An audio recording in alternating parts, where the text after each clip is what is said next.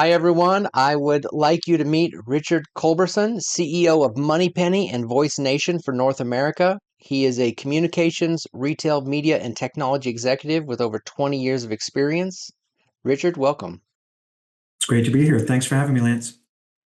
So, Richard, I did want to get your insights, but I think we need to take a second and just discuss Voice Nation. And as a sample, we're going to actually put a Voice Nation chat box on this page so that people can actually see it because every website should really have a live interaction because otherwise you're going to miss so many people. You miss leads and opportunities, but you also miss if somebody's upset or confused.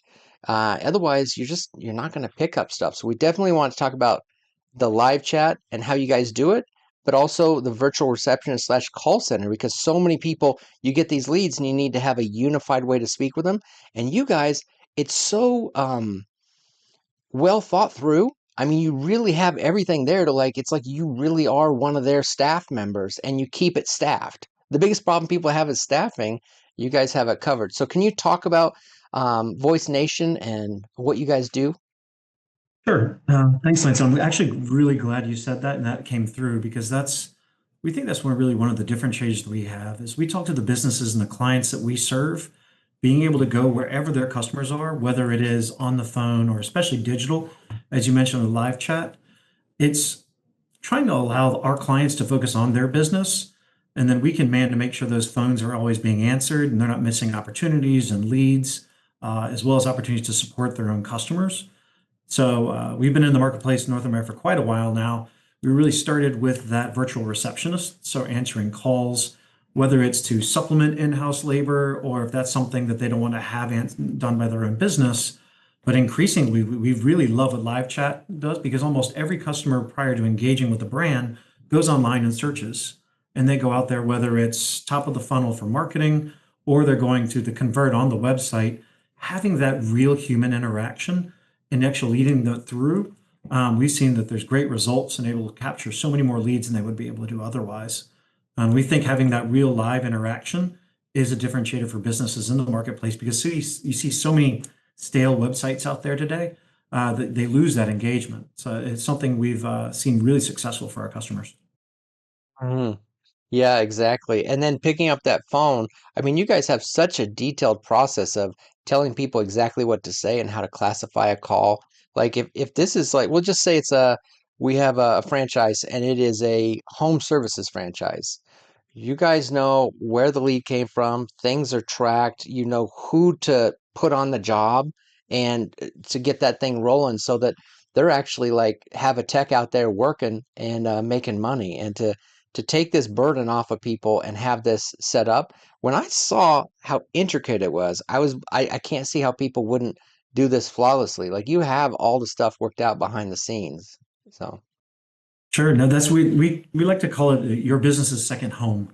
I think that's one of those, and everyone has gone through one of those experience where you get on the phone or and you know that that's not somebody who's close to the business. So what we do is we put a lot of time, money, and effort, both in our people and the technology behind, so that it really feels like part of your business. So we do a sector-based approach. So whether it's, especially in the franchise space, if you're in the fast food space or if you're in home services, we know the language that your people would use, and we know the problems and typical calls that are driven off of that.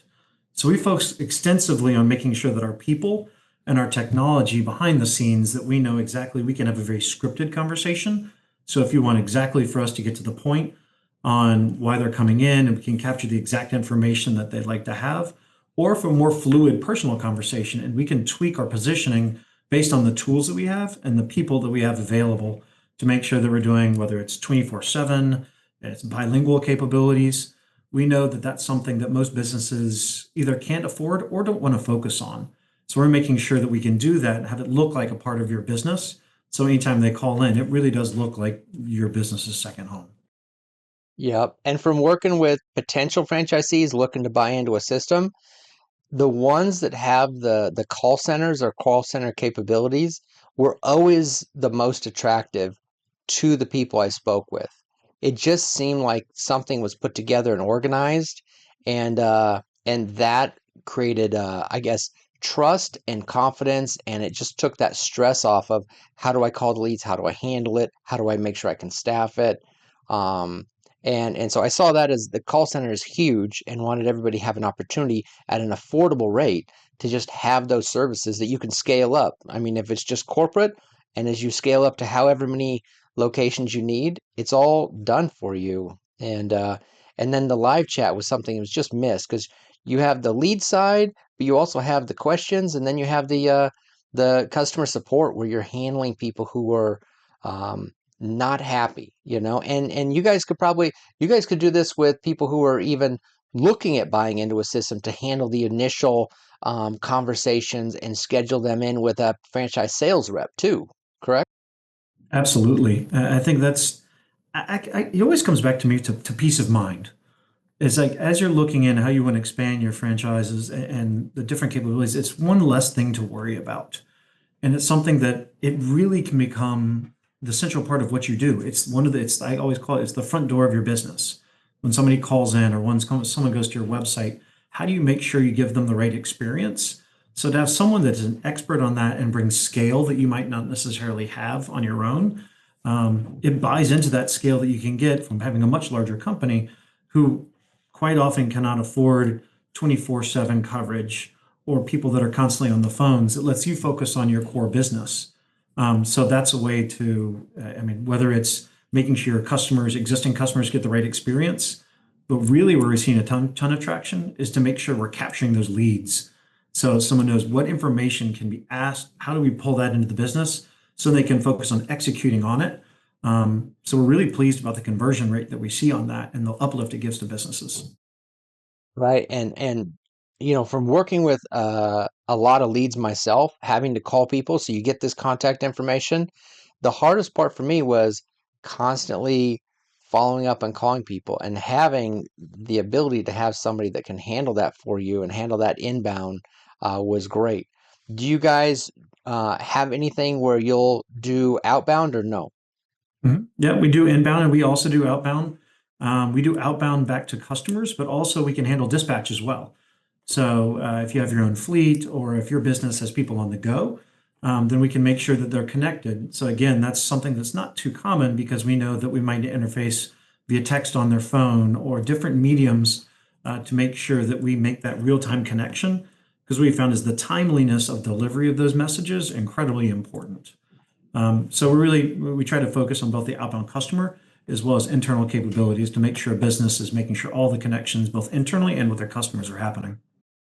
So say if I'm a company or even like a franchise broker and I have like 20, 30 people a day that are coming in as a lead and I'm busy working with the people I have, someone could hire you guys to maybe handle that initial contact to just see if they'll book into a schedule. Absolutely. So if you look at consistency is very important on that, knowing that you're getting the right information captured consistently. But also what we found is we have a lot of technology integrations that we can use that are differentiated as well. So if you have an existing CRM system, we can work with you to make sure we're capturing that information and even integrating with your CRM. Some, for example, love us to go ahead and calendar their invites for them. So we can work with your Calendly or other similar platforms where we can help schedule times with them as well. So we found and that takes one level closer to the business that most people don't have, but it allows, again, that makes sure that information is flowing seamlessly. So it's one less thing to worry about during the day. Right. And what would you say is the timeline of if somebody was going to onboard with you and start using your services? I know it's going to vary, but could you give us an idea of what that onboarding, the basic core steps of that onboarding would be and the rough timeline variabilities? Sure. So it depends on the relationship and the integrations that we do, but we can be up and running as quickly as 48, 72 hours. All it takes is having your calls diverted, and we can write that script with you to make sure. So a light introduction or even a test trial, we can stand up incredibly quickly. We have the people ready, the staffing is in place.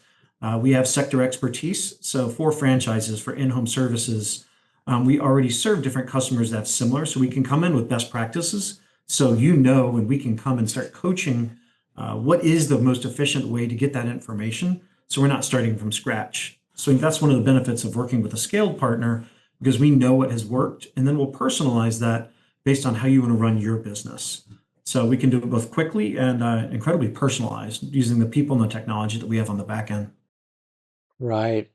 Well, that seems pretty simple, and I know that we'll have a button here on the side where people can reach out to your company and have an initial experience of work talking with your company, either over the phone or through the chat here, and see what it would be like for them and how it would service them on, you have the corporate side, you have the incoming potential franchisee side, and then you have for all your franchise units where they're going to handle their leads and their initial customer support and it can all be put into a CRM.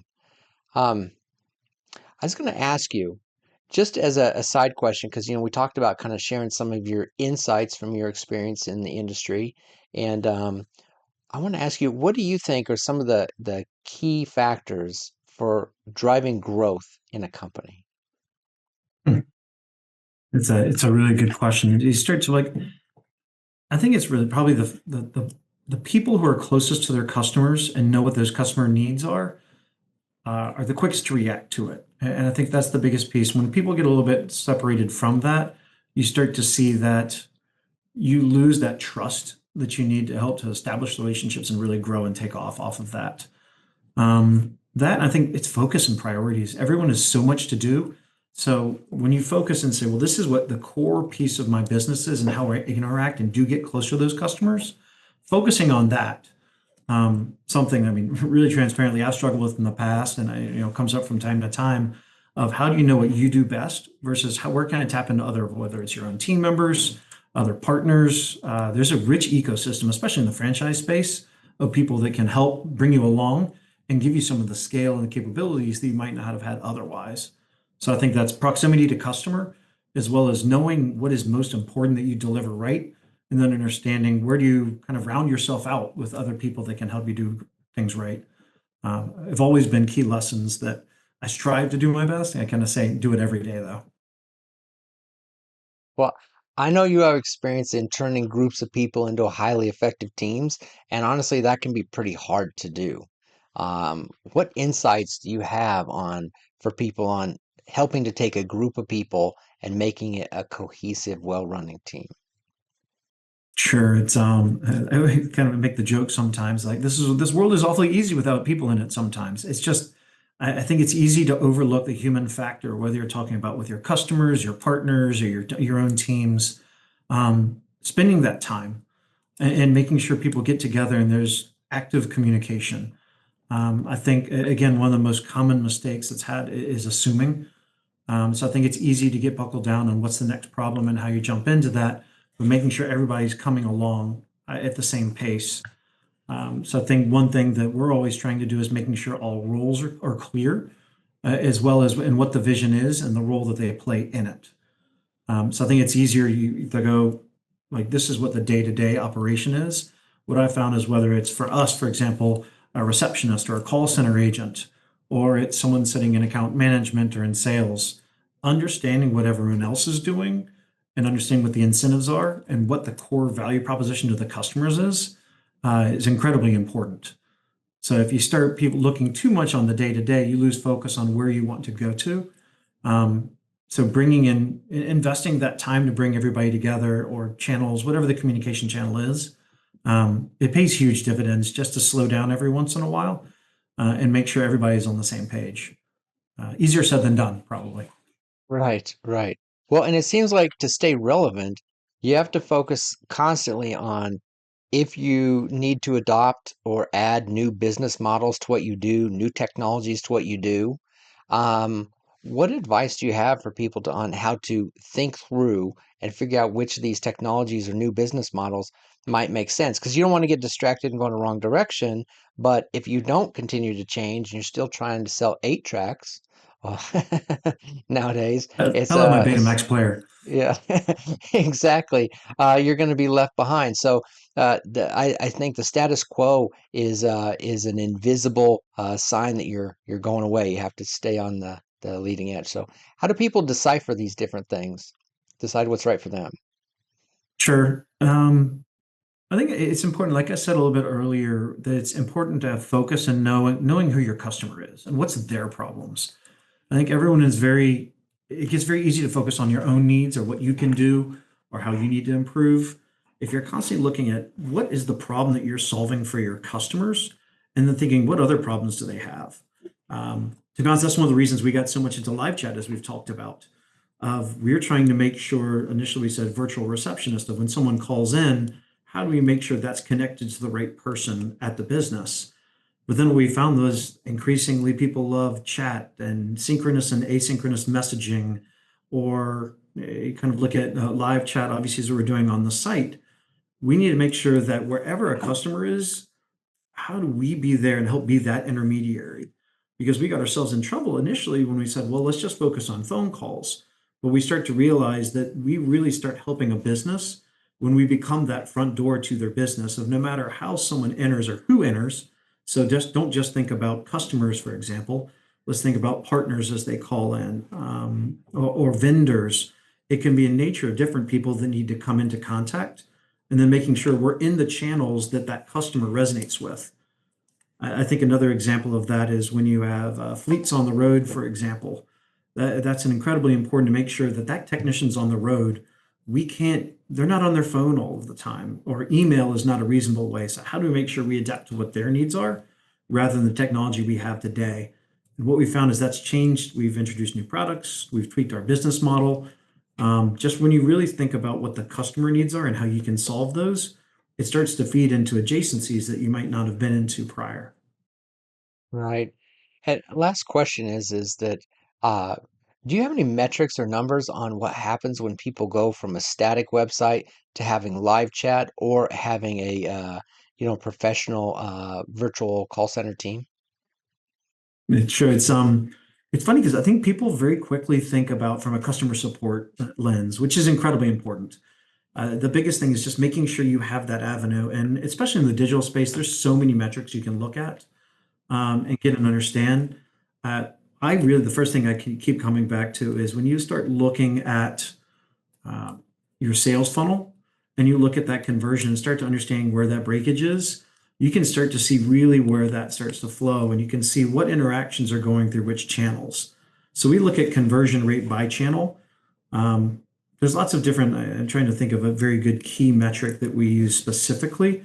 But I think when I blur my eyes, the most important thing is especially on the digital side with live chat, most immediately to your question of what's the traffic getting to your site, understanding which pages they're hitting.